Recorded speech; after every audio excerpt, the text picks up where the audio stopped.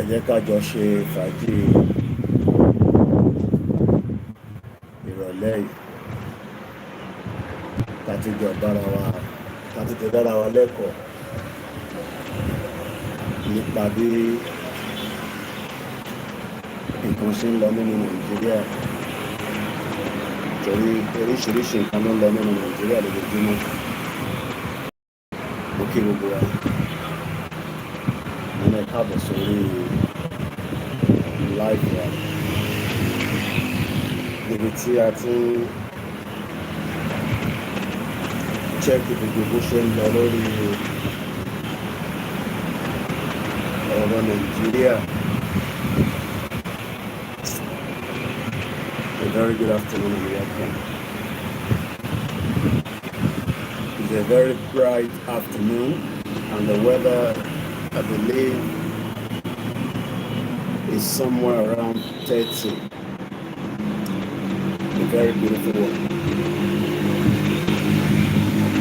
Okay, well, that was it.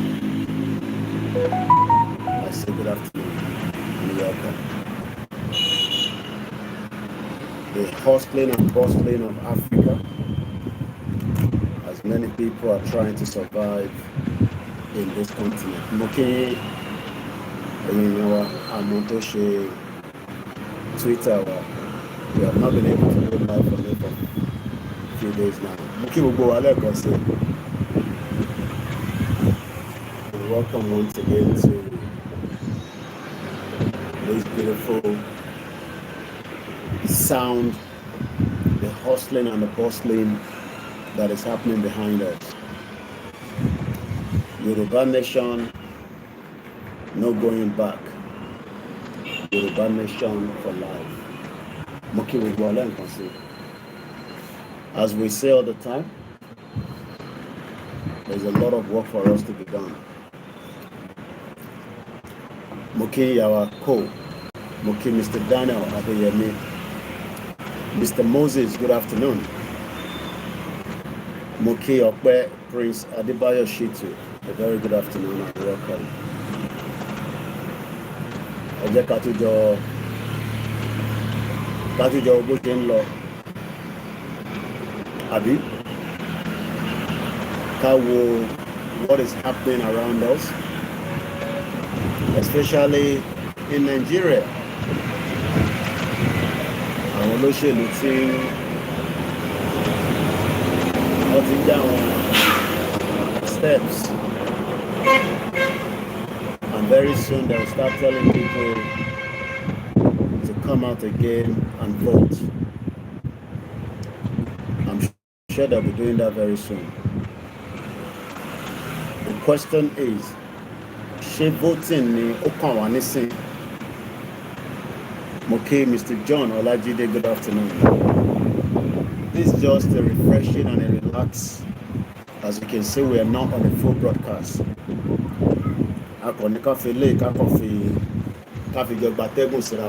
Mr. Olariwaju Mukinsa, Mukin Baba mi Boboye, Ṣàlàáfíà ni gbogbo wa. Ní ṣe lásán. Ó ń ṣọmọ olóko bẹ́ẹ̀ ni àní sí pẹ̀lú ìyá rẹ̀. Kò sí bó ṣe lè hard tó, kò sí bó ṣe lè sọ tó. Everybody know the end game. Well, mọ̀ pé àwọn tó náà ní agbára nínú Nàìjíríà, expectation wọn ni pé gbogbo ẹ̀ máa lọ bó ṣe ń lọ. Bọ̀wọ́ ti dàbí pé jọ̀kan wà. Money full stop. So we will continue. Okay, Mr. Adebode Wahid. Ṣàlàáfíà lẹ́wà. Àkó ọ̀rọ̀ ajé lẹ́nu gbogbo wa. Ajé wa ṣe. Àní sí lásán. Ojú ọ̀run ó tẹ́yẹ fò. Mr. Perry. Àlàáfíà làwọn family mi wà o. Àwọn ọmọ òbí wa ti miss me. Wọ́n ti ń bèèrè nígbà mi máa dé. Mo kí gbogbo àwọn táwọn bá wẹ̀ àwa kan láwẹ̀, wọ́n bá ń fẹ̀ mi bá lọ.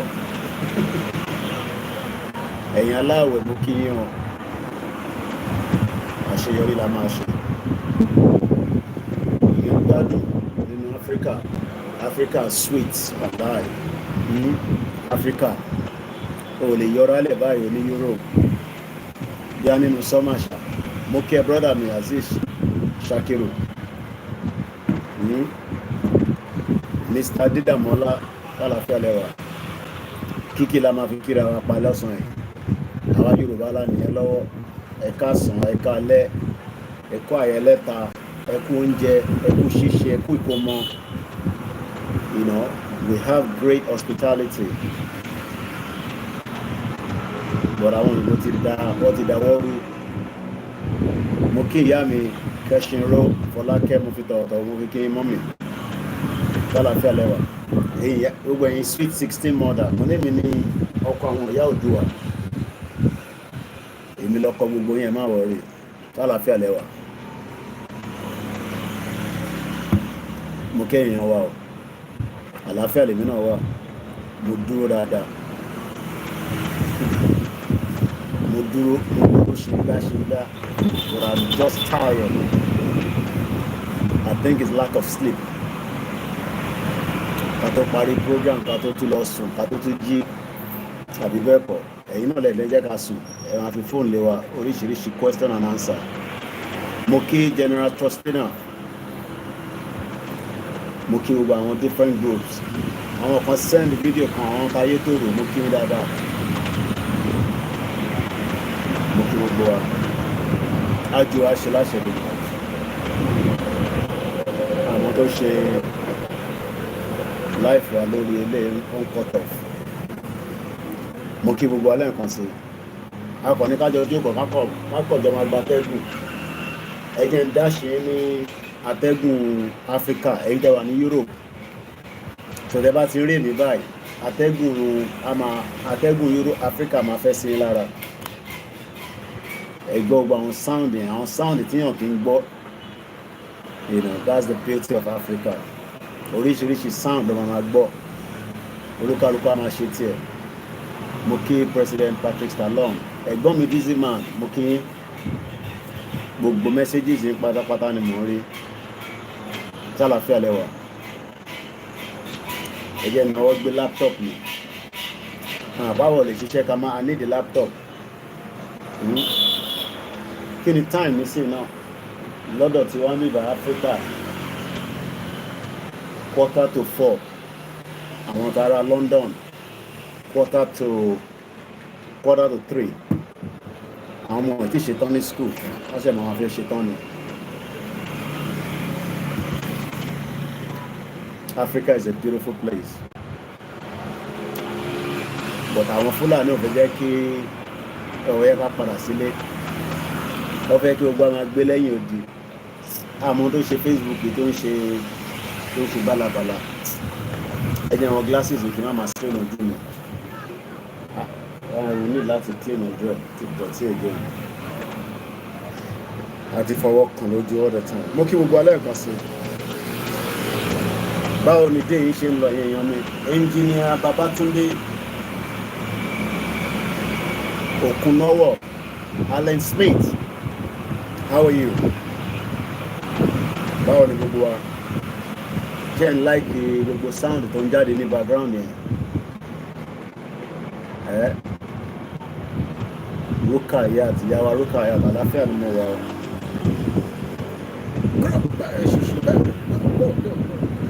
Áfíríkà ló ń pẹ̀lú ọlọ́run. Àṣeyọrí la máa ṣe. Ó yẹ kí n ti ra rántí pé speaker mi wá. There is no language called Nigeria. There are no people called Nigerians. We are only deceiving ourselves. We are not Nigerians. Okay, where is Nigeria? As in, where is the land called Nigeria? Where is it?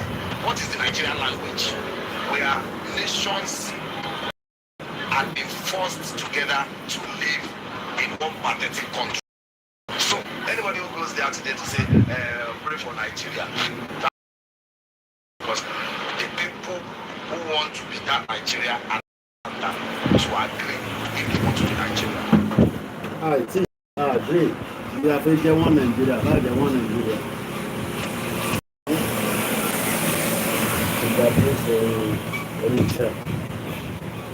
I gotta just decide. Maybe we want to be one Nigeria. Àbá mi ṣe one Nigeria. Ẹ jẹ́ kí n lo ilé kí n fi ṣe ẹ̀yin tẹ́ wà lórí Facebook. A máa switch mọ̀mọ́ tó ṣe Facebook yẹn ó ń fluctuate. So jẹ́ kí n lo iPhone yẹn. Bí iPhone ló ní problem. So màá lo iPhone. Kákọ̀ jókòó kákọ̀ sọ̀rọ̀ náà ni. Ọ̀rọ̀ náà làwọn máa sọ lójoojúmọ́. Ká máa fi débi tá à ń lọ. Àbádẹ́ni tó bá fẹ́ pè ẹ́ lè pè wọlé. Kájọ engage. Tẹ́ ẹ bá ti mind the background noise ni. Bí mi ṣe máa ń relax lélẹ̀. Màá fi ń wind down ni. Ti ń download látàárọ̀. Ṣé ẹ̀ ń like gbogbo àwọn pictures àwọn videos ni? Mr. Rahim 9:49 a.m. ní Canada. Ìlú kan tí mo gbàdúrà tó kọ́lọ̀ jẹ́ kí n lè gbé nìyẹn. Mo like Canada gan. Ilẹ̀ Canada tóbi ìgbà kan bishop ní bí ká sọ fún Justin Trudeau kó talẹ̀ fún wa ká lọ set up Yorùbá nation sí Canada. Ẹ̀yin tẹ́ wà ní Facebook mo fẹ́ switch fóònù yẹn fún wa ní problem. So ẹ jẹ́ kí n switch sí iPhone. So ẹ jẹ́ ká switch. So ó ṣeéṣe kó disconnect yín. Mo mọ̀ bí ó máa love iPhone Facebook méjì kó lọ at the same time. Ó lè má fi lọ torí kan ti wà live already. So ẹ jẹ́ ká pa Facebook yẹn. Ó lè jẹ́ fóònù ẹ jẹ́ kí n pa ilé. Káwọ́ bí ẹ lè máa wọlé. Mo kí gbogbo èèyàn wa o. Àṣeyọrí la máa ṣe àní ṣàṣetì láyé wa. Gbogbo tá à ń fẹ́ pátápátá la máa achieve. Ó lè dàbí pé kò ní ṣẹlẹ̀ bó máa ṣẹlẹ̀. Ó dẹ̀ bá ti ṣẹlẹ̀ ní kíákíá. Allah. Ọgbà. Àti fóònù ẹlẹ́rìn. A máa délẹ̀ lérí. Ọmọ atẹ́gùn yẹn. Mr. Kola Adams mo kí yín. Mr. Adekunle Rasul mo kí yín. Mo kí ẹ̀ tẹ́ wà ní Yorùbá land. Ẹ̀yin tẹ́ ń gbàwẹ̀ má wò mí o. Àjọ ń gbà náà ni o. Gbogbo àjọ ń gbàwẹ̀ yẹn ni o. Lẹ́ǹtì gan ti wà ń tà báyìí. Gbogbo alájọ ń gbàwẹ̀ yẹn wà láàyè. Àṣeyọrí la máa ṣàṣetì. Gbogbo ẹni tó bá wá ní ànídélẹ̀ lérí. Wọ́n ní kí n máa sọ pé ẹ̀jẹ̀ yín la máa fi ṣe kí ni la máa fi clear gbogbo ẹ̀.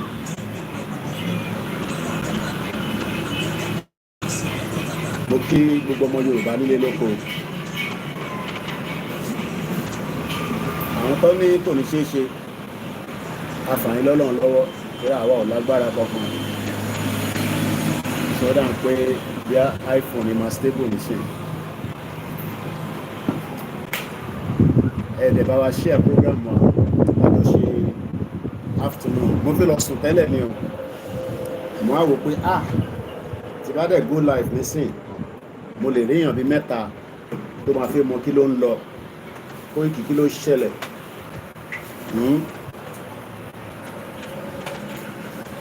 Wọ́n náà wọn nìjẹ́ wọ́n ní wọ́n jẹ́ kí Nàìjíríà wọlé sọ́dọ̀ wọn pé torí passport wa. Kí ló tún ṣe passport wa? Ṣé Twitter ti block wa náà? Okay, connection too poor. Network Africa náà wà ní wàá ṣeré jàre ọpẹ́. Ṣé tó bá fi dá sọ́rọ̀ tó wà nílẹ̀ nọ́mbà mi lè pè wọlé kájọ máa ṣe fàájì lọ. Ẹ kúṣẹ́ lè níyà wa Táíwò Kíkẹ́. Mo kíyà mi Ọlájírè Kókà ṣàlàfíà lẹ́wà mọ́mì. Mo kí gbogbo èèyàn wa èèyàn ọmọ yín náà ni o. Àbúrò yín ọkọ̀ ìyá àwọn Oòduà, the last man standing. Ṣé láìkì Python temple tí mo lọ yẹn? Ẹ̀rí pé bẹ́ẹ̀ fine. Ṣé láìkì ejò yẹn? Àwọn kan láìkì ejò.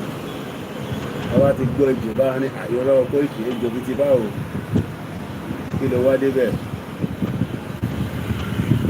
So a beautiful place and it's also very significant. Igi kan wà lára àwọn igi yẹn, àwọn igi tí mo ṣí ògì kan níbẹ̀ tẹ́ bá lọ wo àwọn pictures wa. Igi yẹn wọ́n ló ti wà ń bẹ̀ for 600 years. Ó ní agbára. Igi yẹn 600 years ló ti wà níbẹ̀. So Tony Aegis, mo kí n bá òní weather lọ́dọ̀ yín ní Belgium. Àtàárọ̀ báyìí à ń download ni. Ọlọ́run á fún wa ṣe. Kò ní sí wa, kò ní rẹwà. A ní ṣe àṣetì láyé wa. Àṣeyọrí làwa máa ṣe. Gbogbo àwọn tó bá dẹ̀ ń takò pé ìran ta fẹ́ kó lọ yìí. Ṣẹ̀rí bọ́yé ń ṣọlá. Àwọn olówó, àwọn 1%.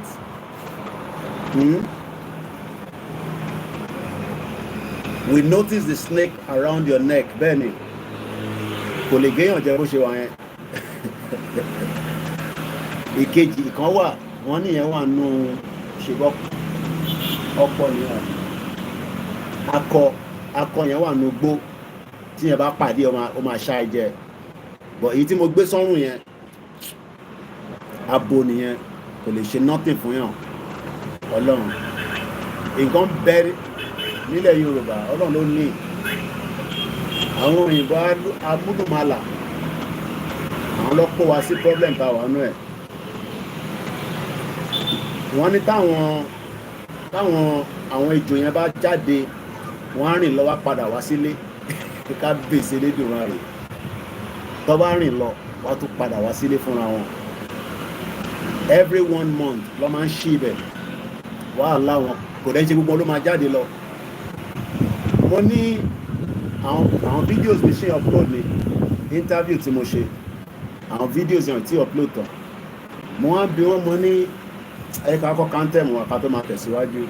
Iṣẹ́ wa fún ilẹ̀ wa, forílẹ̀ ibi wa, ká gbéga fálérí. Ìgbàgbọ́ wa ni pé láti bẹ̀rù làbọ̀ mọ́. Ká ṣiṣẹ́ ká jọba. Ìṣọ̀kan àtòmìnira ní kẹ́jẹ́ ká máa lépa. Ìtẹ̀síwájú fọ̀pọ̀ ire àtòhun tó dára. Ọmọ Oòduà dìde, bọ́ sípò ẹ̀tọ́ rẹ. Ìwọ ni ìmọ́lẹ̀ ògo adúláwọ̀. Àwa ni ìmọ́lẹ̀ ògo adúláwọ̀. Mo ń bọ̀ mọ̀ ìtìdé. Koikimedia, we're bringing the world closer to your doorstep.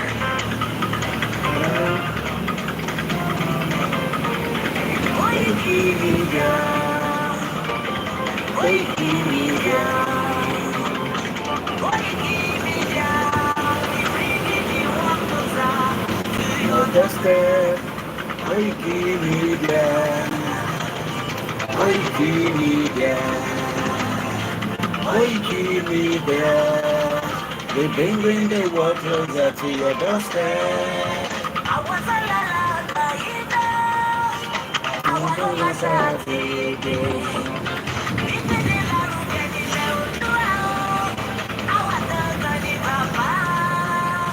Koikimedia, Koikimedia, Koikimedia, we bring the world closer to your doorstep.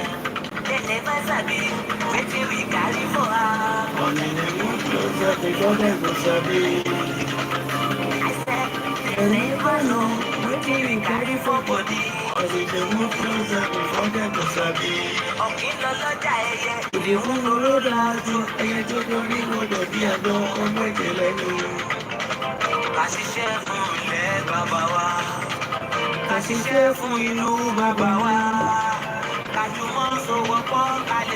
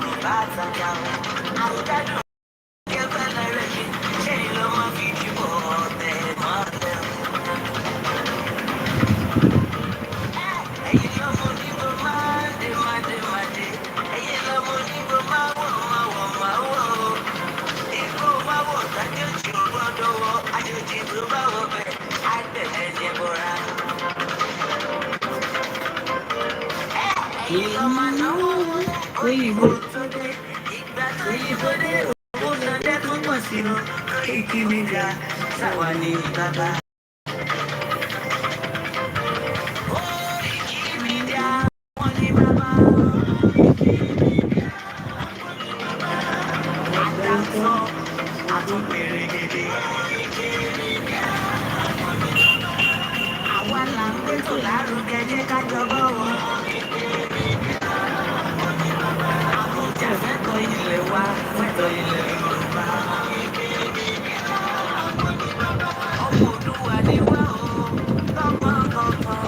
Muki Mr. Kibode, ẹ̀ka sọ́sà. Aziz, ọ̀jẹ̀ ń dá kínní ìdúró. Brọ́dà mi ni ẹni máa yá mi. Mo kí ẹ kò ní bàjẹ́ fún ẹ láíláí. Lálàáfíà ní báwo ni èmi náà wà ní sunshine weather báyìí o. Florida, gbogbo a máa hot ni. Sahara reporter, there is a plot to rig 2027 election. Ex-convict James Ibori. Oh, no. Kò ní bàjẹ́ fún ẹ, Aziz, ẹjẹ́ àparun ní ẹ. Ó tójọ́ mẹ́ta o. Mọ́mì, Sarah, Oyelọ́wọ̀. Ó tójọ́ mẹ́ta tí mo ti gbúrò yín. Ṣàlàáfíà lẹ́wà, ṣára le. Kò ní rẹ̀yìn, kò ní rẹ gbogbo wa. Àṣeyọrí la máa ṣe. Mo ní láti clean glasses.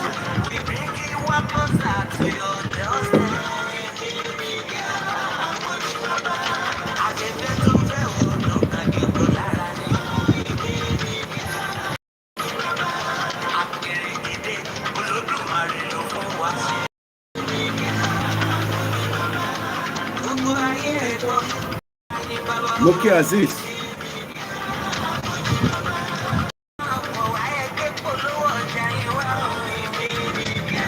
Wọ́n ti fẹ́ rig election o.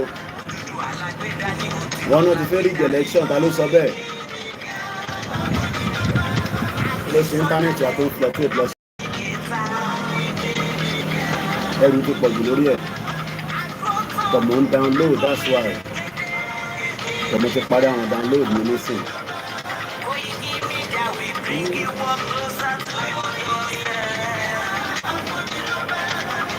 Mr. Olúmọ̀yíwá ẹ̀ka sàn. Mo kí yàn kálàfà lẹ́wà.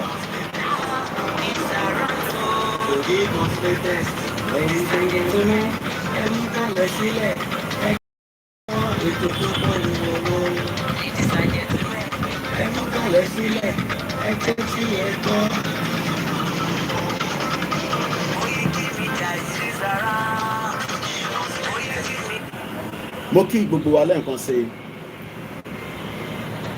Mr. Adébọ̀wálé Wahid. Ẹni tó bá fẹ́ pè nọ́mbà tẹ máa pè sí náà ní +44 74 0440 5917 studio line. Àtàárọ̀ mo ti ń fi òbí, mo ti ń gbádùn òbí àti àlándò. Wà á lè pílẹ̀ àwọn èèyàn ó máa affect broadcast wa, so yẹ kára máa bá eré àníyàn wa lọ báyìí. Ṣé ìrọ̀lẹ́ lẹ́yìn wà ní ìlú wo lẹ ti bá mi sọ̀rọ̀? Mr. Kimbode, ẹni good evening. Ṣé Russia lẹ wà ní àbí China? Mr. Abiodun Monday mo kí yín. Adébáyọ̀ Kìkíọ́lá Emmanuel mo kí yín sà. wọ́n ní good afternoon òòṣà ńlá irọ́ Ìgbòho nìkan ní òòṣà ńlá o àwa lọ́mọ òòṣà mo kíyà mi Bùnmi Adéyẹmí mo fi tọ̀wọ̀tọ̀ mo fi dárúkọ yín ìyàwó Rónkẹ́ Adésànyà mo kí yín ọkọ ìyá báwo ni Yorùbá ni mí báwo ni gbogbo gúrùpù yín àní ṣàṣetì àṣeyọrí la máa ṣe wọn náà fi rí election 2027 election tó ìdí ṣe lọ́dún náà fi rí Nigeria pẹ̀lú drama. Nigeria is full of drama. Àwa Yorùbá ò need Nigeria.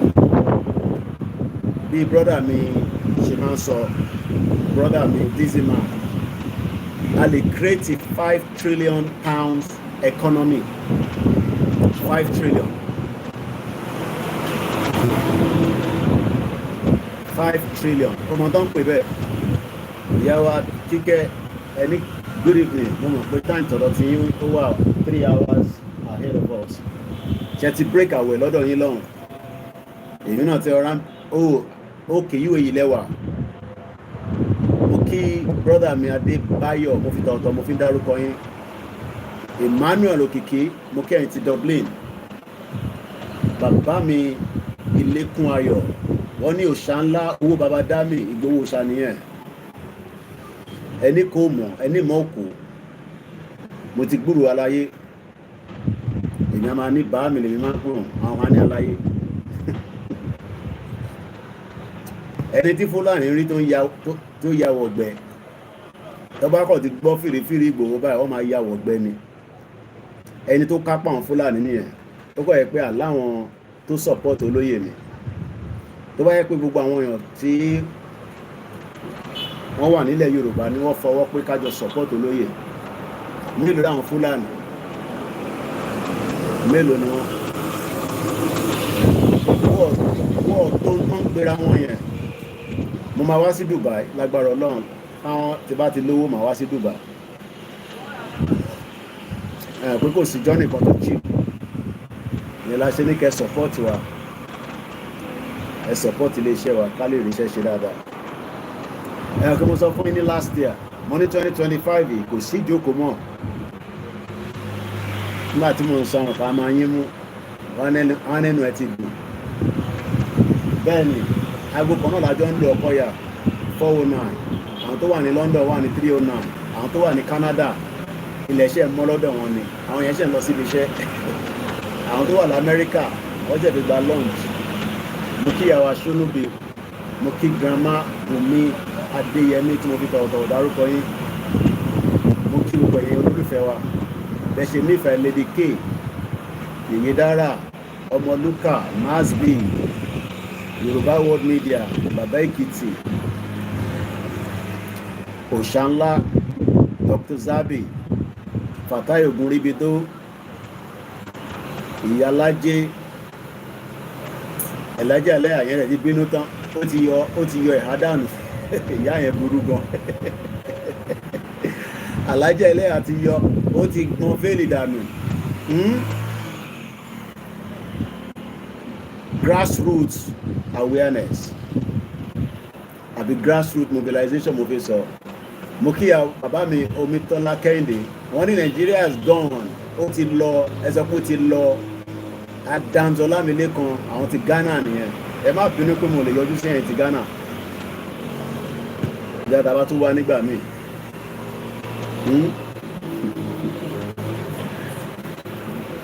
àwùjọ káwọn àwọn olóṣèlú yẹn wọ́n máa wò wá báyìí pé kí làwọn wá kó pẹ̀lú àwọn ọmọ yìí ní àwọn generation Yorùbá wuyì màmá nìyẹn tó bá ti lọ wo màmá nìyẹn Yorùbá wuyì àtàwọn tá rántí àtàwọn tá rántí àṣeyọrí ni wọ́n máa ṣe má wọ̀rí ó ń ṣọmọdókù bẹ́ẹ̀ wọ́n ní sin pẹ̀lú ìyá rẹ̀ ṣe láti mú lọ ó ń ṣọmọdókù ni o àní sin pẹ̀lú ìyá rẹ̀ bẹ́ẹ̀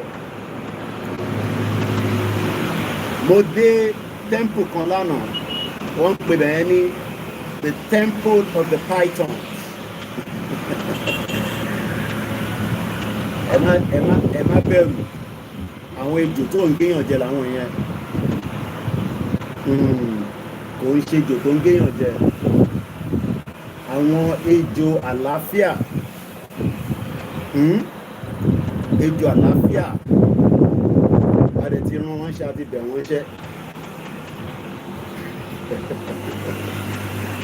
àwọn ejò àlàáfíà ni wọ́n àlàáfíà ni mo kí President Patrick Stallone I salute you sir wọ́n ní gbogbo Moscow 6:30 làwọn yẹn wà àwọn ti Putin nìyẹn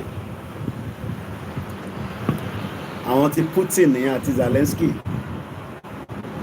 Donald Trump dẹ̀ ti yarí báyìí olóhùn nígbà kí ló ń pa yín lẹ́rìn Mr. Olówù a máa fà yín o kí ló ń pa yín lẹ́rìn mo kí àwa ológun jà mo kí gbogbo àwọn GR1 mo kí gbogbo organization but most importantly akiwa is there èèyàn mélòó ni àwọn tó ń wo program yìí wọ́n máa ń ní Koiki ẹni kọ́ dáwó sínú ẹwà ọ̀ràn míyàn but ẹ̀ fà account number síta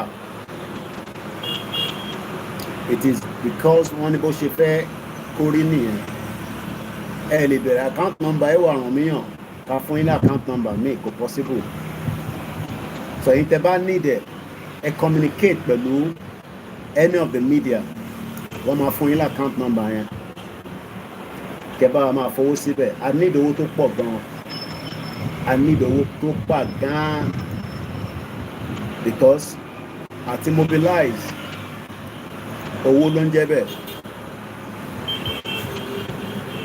to mobilize owó ló ń jẹ́ bẹ́ẹ̀ so kọ́lọ̀ kó pèsè fún gbogbo wa àṣírí wa òtútù network tèmi ló ń ṣe bẹ́ẹ̀ ó ń fluctuate ní àtọ̀dọ̀ mi nì. Ẹ mọ̀ pé ọ̀sán láwà so bóyá pressure wà ní surroundings àlọ́nà so mo ṣe látọ̀dọ̀ yẹn mo kí grandma Dúpẹ́ Agboola mo fi tọ̀tọ̀ kí èmi náà send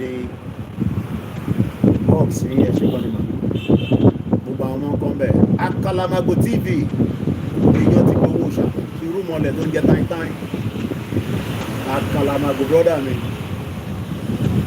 èmi ti lọ jẹyàn mo kí mọ̀ sí mi dáadáa àwọn lẹ́kùn yẹn gbà goals Africa ló ń pè bí ọlọ́run mo kí Akalamago TV kò ní bàjẹ́ fún ẹ ọlọ́run lọ́ka gbogbo wa ẹ kú iṣẹ́ yes ọ̀gbẹ́ni Bobby bàbá kan pè mí lánàá wọ́n ní Koiki ṣé mo rí yán jẹ lẹ́kìtì mo ní mo jẹ tó ju yán gan lọ èyí tó dùn yán gan ajẹ́ lẹ́kìtì wàláì there is no place like home káwọn Áfíríkà kí n lọ fọbọ́ kí n lè padà wálé kí n máa gbádùn ayé mi dignity ìbí nǹkan tá à ń ṣe London nìyẹn tí factory bá wà kí n lọ sí factory kí n lọ ṣiṣẹ́ tó bá ní kí n ṣe kí n padà wálé kí n ṣe fàájì kí n lè gbé Yorùbá passport mi kí n dé ibi tí ma ti ra ticket kí n lọ sí Europe kí n tún padà wálé bó ṣe jẹ́ kó rí nìyẹn bó ṣe jẹ́ kí life wá rí nìyẹn àwa dẹni tó ń lọ sí abroad ẹlòmíì kọ́lé ọ̀tọ̀ làwọn tó ń bá gbélé òun ló ń san owó gbogbo expenses inú ilé ẹ̀ ó rántí mi kan nígbà kan send picture ilé wọn sí mi mo ní agbọ́dọ̀ gba Yorùbá nation yìí o mo náà ilẹ̀ kọ́lé wọn nìyẹn mo náà ilẹ̀ kọ́lé wọn níbẹ̀ ní Koiki ẹ̀rẹ̀ ń gbé ní London wọ́n ní kí la máa ṣe sí báyìí tẹ bá rí ilé yẹn nílẹ̀ Yorùbá tà lọ́kọ sí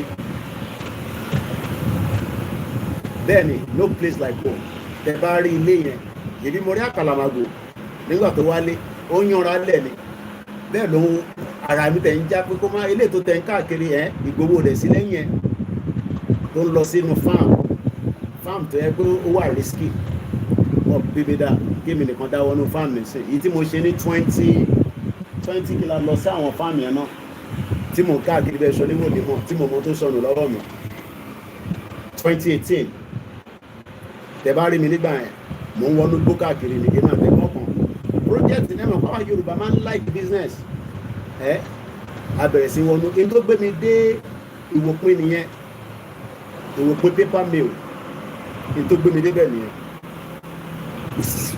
tí bá sọ pé ẹ̀gbọ́n mi yẹn kò ní dá fún Nàìjíríà Ọlọ́run Nàìjíríà nígbà tá padà wà go send a picture for video fóun lọ sí farm òun á wò pé ṣó mú security dání ẹ gbọ́ program bàbá Èkìtì tó ṣe ní ṣe láàárọ̀ yìí gbogbo àwọn tó bá travel nísìn lọ sí one place to the other bí a ṣe lọ sí bẹ́ríà yẹn olúkálukú kó security dání ni at least àwọn àmọ̀tẹ́kùn tó wà register tó lè gbé not AK-47 ò bọ̀ wọ́n lè gbé pump àti àwọn ìbọn tá a máa fi pa èyí tèmi àtàkàlàmàgbò tá a máa ń lò òun ṣe 2021 2018 ni mo lọ sí Nàìjíríà nígbà yẹn 2017-18 ni máa wọ farm card ọlọ́run tẹ̀lé oníwọ̀ jólúwẹ̀ gbé so nígbà tí mo rí àkàlàmàgbò tó ń lọ sínú farm mo mọ̀ tó ń wá kiri bọ̀ ẹ mọ̀ pé tí wọ́n bá lọ́lé wàá fi explore wàá fi ṣe so many things bọ̀ tó bá rántí pé ó dà pọ́ máa ní ọ́n jíyàn gbé máyìndé a máa sọ fún ẹ pé ṣé ó dàbí diaspora nísìnyí tó bá wálé kò ṣe gbogbo èèyàn ló jẹ́ ọmọ Lagos State irú àwọn àkàlàmàgbò nísìnyí àwọn gbọ́dọ̀ lọ sí ìlú so irú àkàlàmàgbò nísìnyí àkọ́kọ́ a lọ ṣe prayer pé bí ṣe ń lọ yọ ọlọ́mọ ẹ̀ka pàdé Fúlàní o whereas nílùú tó ń gbé kò ń ṣe pé kò lè sí problem but kò lè ever ronú pọ́n máa jí òun gbé the psychological effect ẹ má bínú pé òyìnbó mi pọ̀ ẹ̀rọ pa ti gbé lábúrò ti pẹ́ mo dẹ̀ fóònù yóò dẹ̀ jẹ́ kí n record ẹ ká fi record ilẹ̀ lọ́sàn-án yìí àwọn èèyàn dẹ̀ máa ń gbádùn ọ́díò mi yàn bí a ti bá rẹ̀ nira fóònù fún mi ṣáà fóònù mélòó ló wà lọ́wọ́ mi nísìn 1 2 3 4 5 pẹ̀lú ilé mẹ́fà bọ̀ eléyìí mọ́mí wa kan ló fi ta mí lọ́rẹ òun ni studio number bọ̀ kò lè gbaṣẹ́ yẹn mọ́ so èyí tí mò ń tà láti sọ ni pé ibi tí mo jókòó sí nísìn mò ń rí igi pọ̀pọ́ mo mọ igi tó wà ń bẹ̀ yẹn bọ̀ mo dá igi pọ̀pọ́ mọ̀ igi pọ̀pọ́ nìyẹn lọ́nkán igi pọ̀pọ́ ni mo rí yẹn ṣe rí àfi tá a bá ń parọ́ fúnra wa ìyá mi Awóníyì ìyá àwọn Èkìtì confam làwọn màmá yẹn mọ́mì mi Awóníyì ọlọ́àjẹ́ rí pẹ́ kò sí rálì tá a ṣe ní London tọ́hàn kì í yọjú mo kí mo sí mi dáadáa ìgbìyànjú náà ni máa encourage ara wa gbogbo tí gbogbo wa ń ṣe labroad a lè ṣe ní ilẹ̀ wa tó ń pè nílẹ̀ Yorùbá mo rí tọ́nà ọṣí head office First Bank sí Èkó Atlantic ṣé 1% ló gbọ́dọ̀ gbádùn Èkó is a good initiative it's a good building but ṣé mo lè lọ sí First Bank tẹ̀sán kí ni ẹ yá mi lówó mo fẹ́ ṣe business ẹ má bínú pé a kò move from point ibi tí bá sọ̀rọ̀ sí tí bá padà síbẹ̀ ẹ rán mi létí lórí comment section nǹkan mo kàn ń lọ ní program kankan ju pé mo wá gba tẹ́gùn mi mo lè lọ báyìí kí n lọ báyìí kí n tún padà báyìí tó ẹ lè mìíràn pa Koiki o tún sọ̀rọ̀ kan lọ báyìí kí ló tó tún padà báyìí atẹ́gùn mo wá gbà tẹ̀bá dẹ̀ ní ẹ̀ láìkẹ̀ ká pa program kémi nìkan máa gba atẹ́gùn mi ní bíbà màá kọ́ máa wo tó ń lọ ní ìjọ ọ̀tẹ̀ ènìyàn ti rí báńkónì ọmọ abroad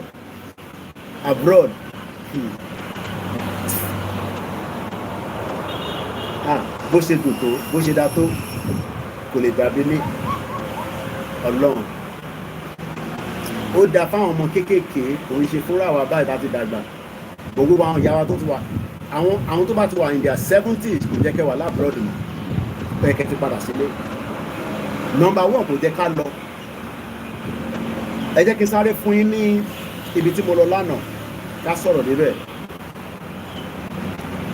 mo kí gbogbo àwọn medias wa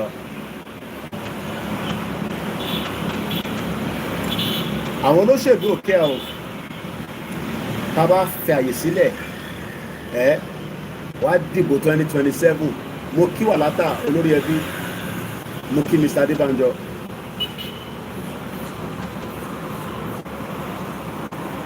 mo kí Mr. Adékúnlé, bẹ́ẹ̀ tẹ̀ tí kí mi bọ̀ mo mọ̀ pé ẹ̀ ń wò mí, mo kí Mr. Ọláwálé Àjàyí, Innocent àwọn Biafra, mo kí ìyàwó Bùnmi.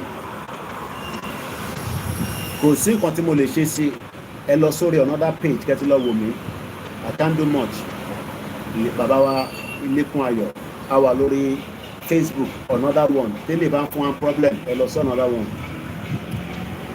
I wish I can do something around it but I can't. So mo kí àwọn tèmi lórí MixLR, mo lè fẹ́ kí nǹkan stress mi pé mo wá relax mi. Ṣé rí àwọn politicians ti tú àṣírí wọn for 4 years, àṣírí wọn tó máa ń parọ́ àti destroy it,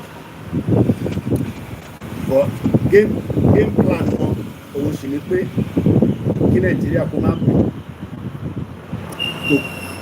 òkú ọbẹ̀ wọn ní Nàìjíríà. Bẹ́ẹ̀ni, we are in serious danger in Yoruba land, Mr. Akeem Ajani. Mo kí ẹ̀yin tẹ́ wà ní Libya. Mo ṣe wo Lady K tán láìpẹ́ ni. Táwọn Haúsá tán àwọn làwọn ní Sango. Anyway, let's move forward swiftly a little bit. Igi kan wà tí mo rí ní àná. Mo pàdé igi kan lánàá níbi tí mo ti ń wà káàkiri, níbi tí mo ti ń rìn káàkiri. Wọ́n ní igi yẹn, wọ́n ló ti ibi tó wà yẹn kò kúrò níbẹ̀. Igi yẹn kò kúrò níbi tó wà, ó dẹ̀ ti wà níbẹ̀ for 600 years. Ẹ sọ pé Allahu Akbar. Ọlọ́run tóbi lọ́ba. Mo kí ẹ brother mi, mo kí gbogbo ẹ̀yin ọmọ Èkìtì. Ó dà kí mo máa replace Ìjẹ̀bú Òde lọ sókìtì. Mo like Èkìtì yẹn gan. Ó dà pàtẹ́kùn Èkìtì yẹn ó tún yàtọ̀ sí ti Ìjẹ̀bú Òde. Bẹ́ẹ̀ni, lágbára Jésù Kristi máa lọ. Ọ̀nà yìí ti rí igi yẹn bọ̀, jẹ́ kí n kàn fi picture wọn lórí fún mi. Nígbà tí mo rí igi yẹn, èmi gan mọ̀ pé Ọlọ́run ń bẹ ní Áfíríkà, ó ń bẹ nílẹ̀ Yorùbá, kò tí kúrò níbẹ̀. Àwọn tó ti dáwọ́ rú, àwọn ló jẹ́ kí a máa fèsì gbogbo stress tá à ń face lọ́wọ́lọ́wọ́ nísìn.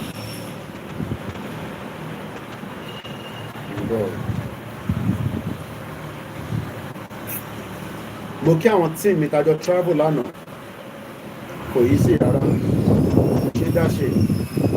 Ọ̀tọ̀ lẹ́ni tó máa gbé kámẹ́rà, ọ̀tọ̀ lẹ́ni tó máa gbé mic, ọ̀tọ̀ ní interpreter. Ẹ mọ̀ pé French ni wọ́n sọ ní Benin Republic, so a gbọ́dọ̀ gbéyàn kan dání tó máa bá wa translate, so kò yí sí rárá. Ó ní kí n wá tẹ̀ ń bọ̀ gbà pé kámẹ́rà ni mo fi ọjọ́ ìrìn sórí fóònù. So mo kí gbogbo èèyàn wa, àní ṣe lásán, gbogbo wa àtẹ̀mí àtẹ̀yìn la máa jèrè ẹ̀. Èèyàn kan ní jèrè ẹ̀, gbogbo wa náà la fẹ́ máa jèrè ẹ̀. Mo kí ẹ Clement, ó ní Mr. Koiki, I throw a salute. Are you still in the zoo? I'm not even in the zoo. I'm outside the border of the zoo. I only went into the zoo, but into the Yoruba land to bury our mother, Mrs. Juliet Olubusola Kitoye. And we have left Ekiti. We are back to Baba Kitoye, and then I'll be returning next month to London. In Africa. So yes, We traveled into the zoo, but as we were heading into the zoo, we got into Yoruba land. Because Yoruba land is not the zoo, but Nigeria is the zoo, and everybody knows it's a zoo. Moki Mr. Femi Banjo 72. Moki gbogbo ẹ̀yin bàbá àgbàlagbà, ẹ̀yin ìyá wa. Mo fẹ́ lọ mú picture igi yẹn wá ni o. Mo kí àwọn tíìmù wa. Mo kí gbogbo wa. Àṣeyọrí la máa ṣe àníṣàṣetì. Yoruba land will be free, and we are already working towards that. Okay, kí ẹ lélẹ̀. Tó bá yẹ pé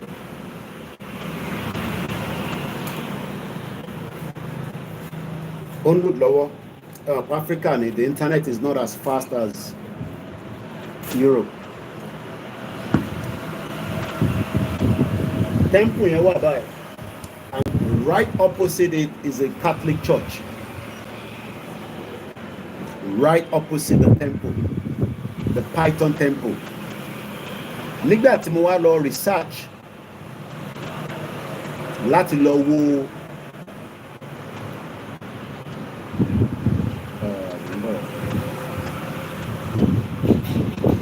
nígbà tí mo lọ wo igi yẹn lélẹ̀, that is the tree. Igi ti wà ní same position, ẹ má bínú, but you can see it is already posted on all our timeline anyway. This particular tree, then wò yìí, wọ́n ló ti wà níbi tó wà yẹn for 600 years. Mo kí Mr. Emmanuel, mo kí ẹ̀yin tẹ́ wà ní South Africa. I don't think some of you hear what I said. This particular tree, wọ́n ló ti wà níbi tó wà for 600 years. 600 years is not a joke. Yes, so Yoruba land is Yoruba land, Biafra land is Biafra land. We give Nigeria to the northern people. They can keep Nigeria if they like. Even we dash them the flag, because whether they like it or not, Biafra, no matter what anybody say, they are going home. As Biafra is going home, the Yoruba are going home, Middle Belt are going home,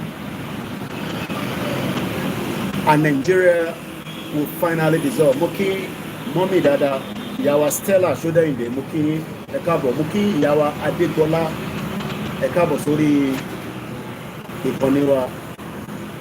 600 years is not a joke. Now I realize why the white people refuse to leave Africa. Ouidah.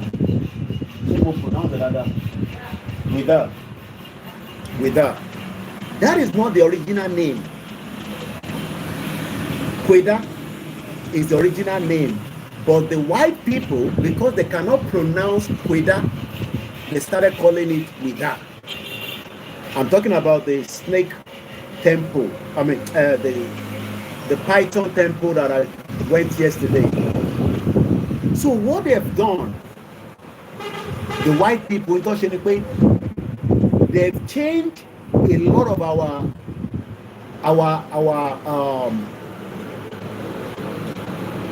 they've changed most of what our great grandfather knows or called a lot of things. Just like oh, we are Nigerians. What we need to now understand is that why all this was happening is because they wanted to create something for their own benefit. The reason why I travel to those places